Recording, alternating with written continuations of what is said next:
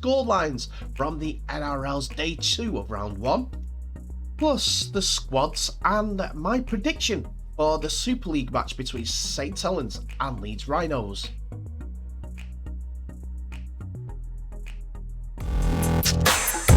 Hello ladies and gentlemen, and welcome back to the channel Hell Dominance. Anthony here. Please remember to like and subscribe, and also click that notification bell if you enjoy what you're seeing and if you want to continue seeing more.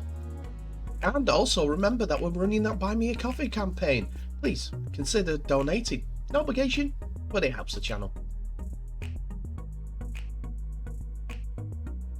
And we begin today's episode with a review of the two NRL games that were played this morning, with first of all the New Zealand Warriors facing the Newcastle Knights at Wellington in New Zealand.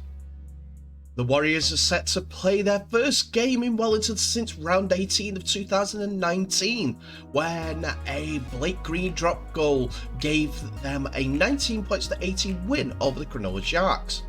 After a long stint away from home due to COVID-19, the Warriors can expect a huge support from Sky Stadium on Friday night, and then at Mount Smart for clashes against the Bulldogs, Cowboys and Roosters in round 4, 7 and 9 respectively.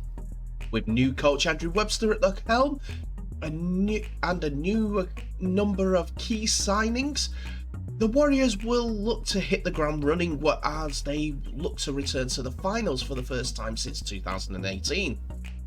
The Knights have plenty of experience coming on board, though Adam Elliott and Jackson Hastings, while Kalen Ponga moves closer to action at 5'8", and his combination with former Tiger Hastings will be crucial to Newcastle's chances of climbing the ladder from 14th last year. One thing the Knights have done well recently is start fast, having won their past 5 round 1 games against the Roosters in 2022, Bulldogs in 21, Warriors in 2020, the Sharks in 2019 and the Sea Eagles in 2018.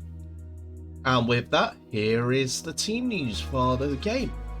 Well, New Zealand Warriors have no late changes on game day, as Dallin Watani-Zelezniak was dropped from the squad on Thursday due to a calf injury.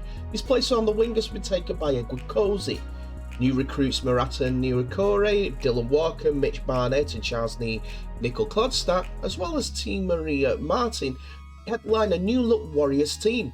Centre Braden Williame has been named to play his first NRL game since round 18 2021, following a stint in French rugby.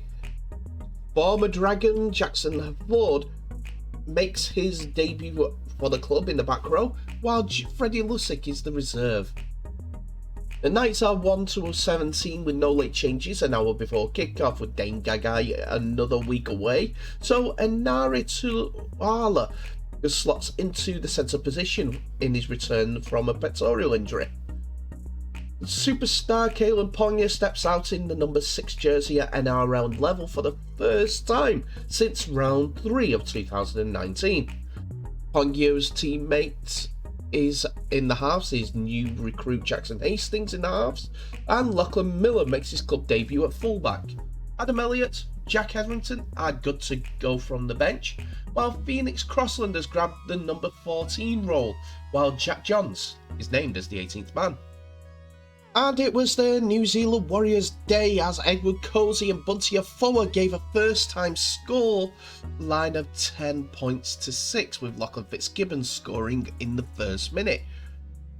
Charles Nicol-Clodstad scored after Hymel Hunt scored in the second half to give Knights a little bit of hope, before Wade Egan scored from a penalty, the second tackle after a penalty, to confirm a 20 points to 12 victory.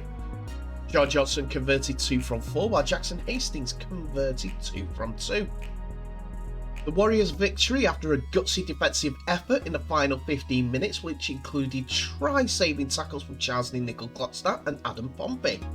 Newcastle lost back rower Tyson Frizzell to a failed HIA after 13 minutes, while fellow forward Adam Elliott was placed on report for a late shot on Dylan Walker. Charles Nicol-Clodstad spilled a The first kick sent his way, and on the ensuing use of the ball, Galen Ponga helped isolate Sean Johnson in defence, with the halfback no match for the charging Lachlan Fitzgibbon, who scored. Ed Cozy then saved a try on the 13th minute with a thumping tackle off the wing on Bradman Best, which was caused to make a knock-on.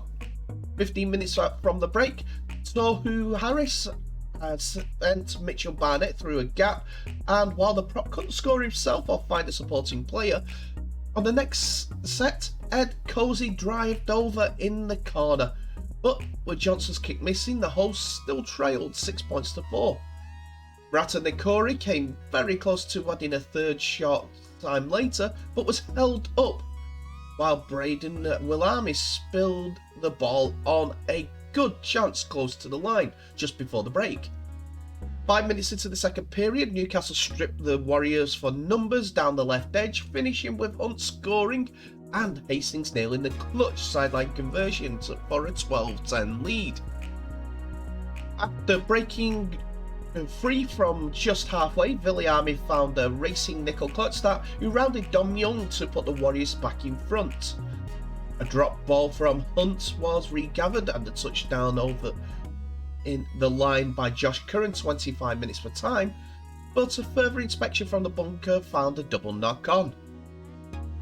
Adam Elliott was placed on report and Phoenix Crossland was sent to the sin bin for being the latest in a string of persistent infringements from the Knights.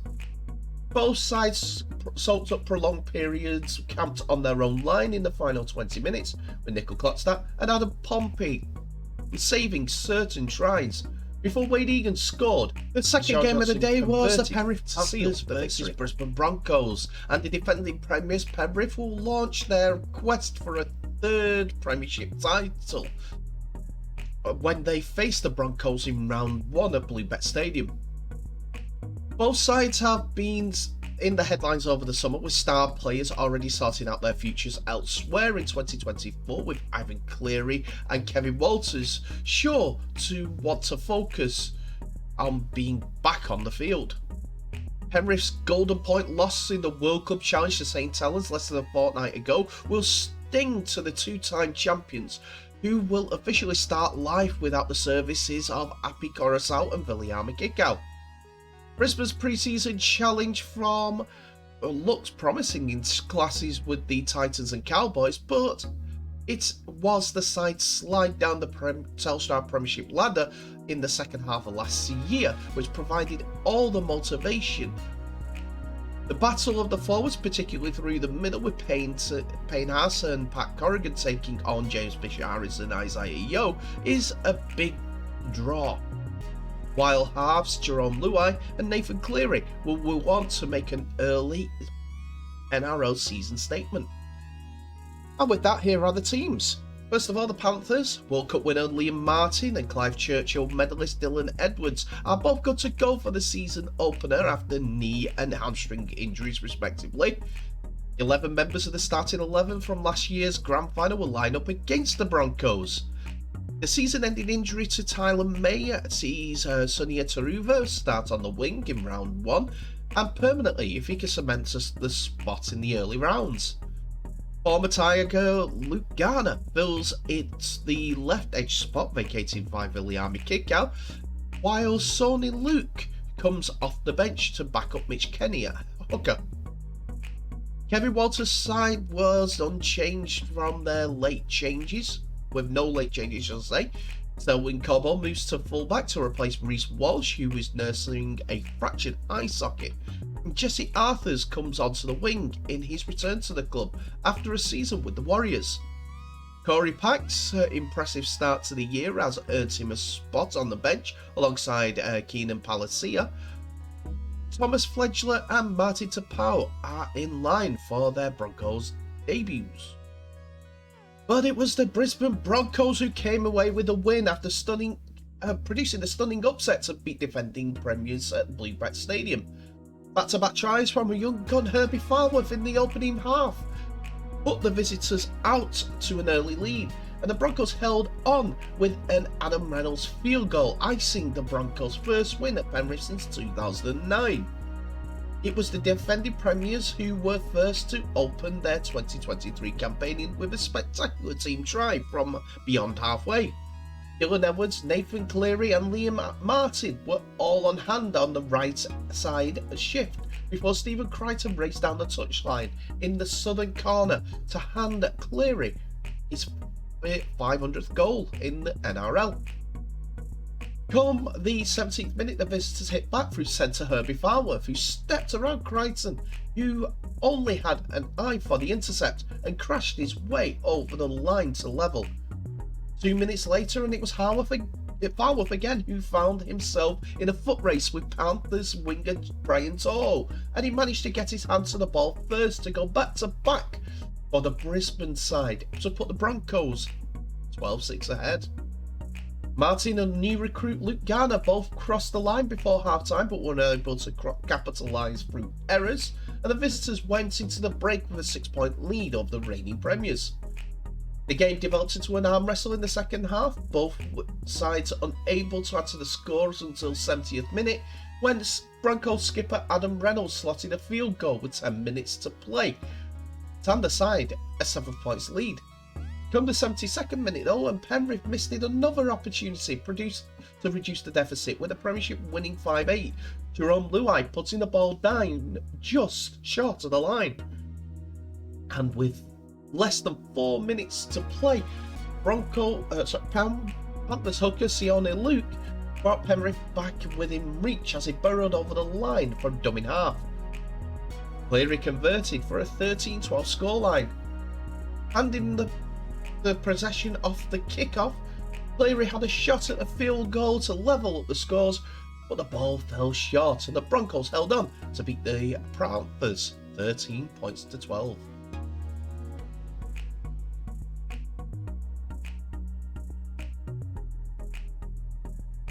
There are a lot of games going to be played on Friday night.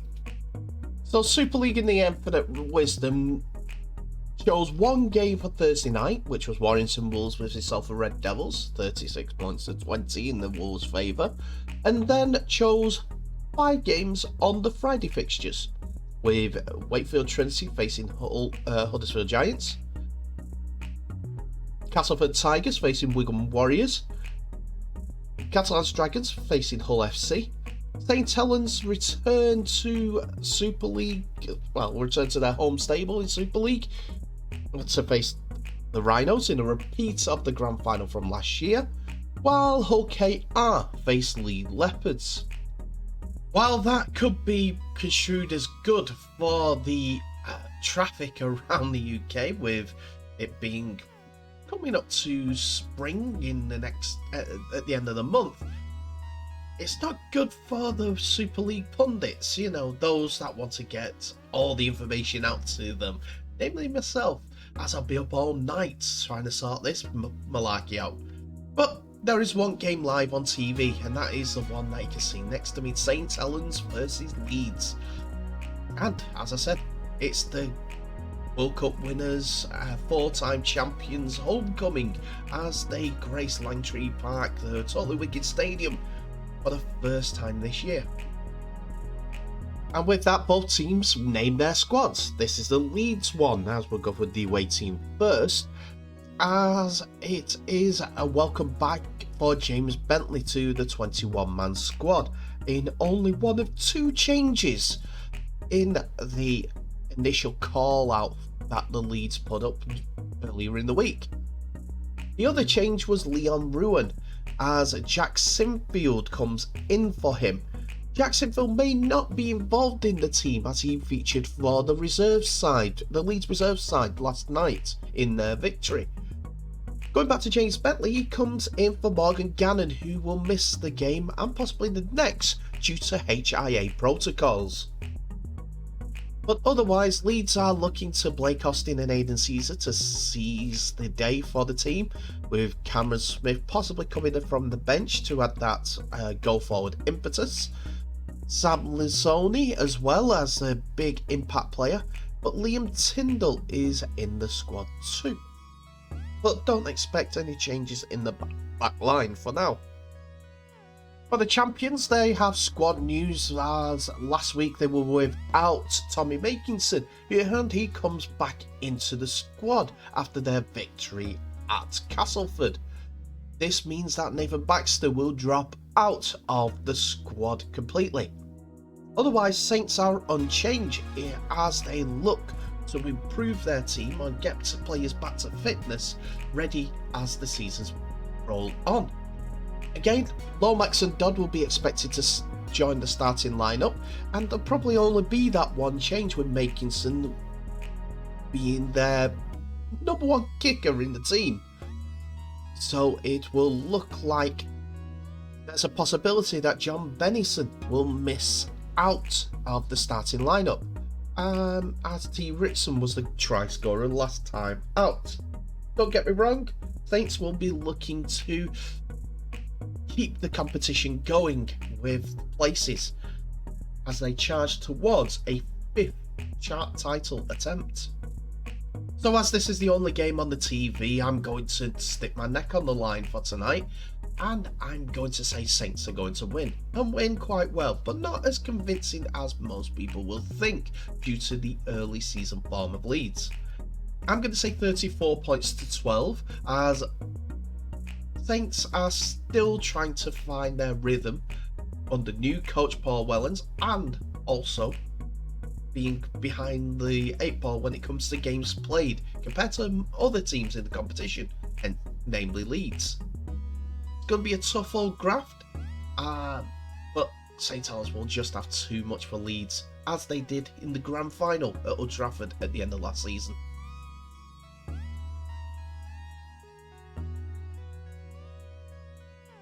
And that's it for another episode, ladies and gentlemen. Thank you so much for watching. Please remember to like, subscribe and share this video worldwide, as well as clicking on that notification bell for any updates on new videos that may be coming your way in the near future. Tell me what your thoughts are on today's episode in the comment section below, as there's been a couple of results and a preview to this day's Rugby League. Tell me what your thoughts are on the 5 fixtures being played on one day, and should Super League follow the NRL's model, giving us a game a day? Maybe even, I don't know, let one team not have a TV day. But got Thursday, Friday, Saturday, Sunday. Leave Monday to the Championship, which they deserve because they're bringing in good numbers, and it's a way to expose Rugby League at that level to people around Europe with Viaplay. Anyway, thank you so much for watching. Please remember to share this video worldwide. I'll end the episode as I always do by wishing you all the very best.